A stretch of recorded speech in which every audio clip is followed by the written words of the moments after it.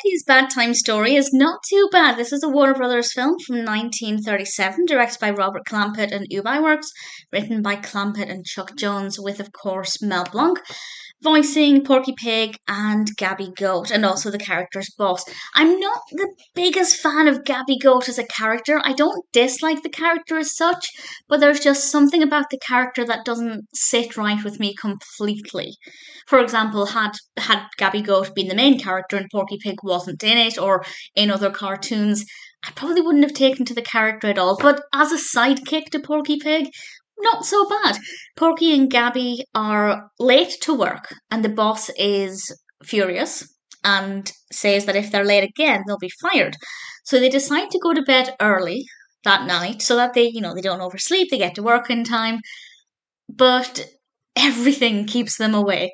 And I won't obviously go into any detail about anything specific, but it's a series of different things designed to torment them and annoy them and keep them up so that, in theory, they'll stay awake all night, fall asleep, sleep through their alarm, and be late to work and get fired. But whether or not that's how it plays out, I won't say. It's fine. It's interesting enough. It's a decent enough concept. I really liked Porky Pig. I'm a big Porky Pig fan, so I wanted the best for him at least.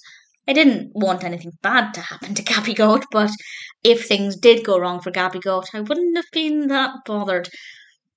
There's nothing specific. I know I said I wouldn't mention any of the things that were keeping them up to not spoil it, but having said that, there isn't anything specific that I even want to mention with a spoiler warning. There wasn't anything particular that jumped out to me as being that fascinating or that interesting or that well done, but at the same time, it was fine.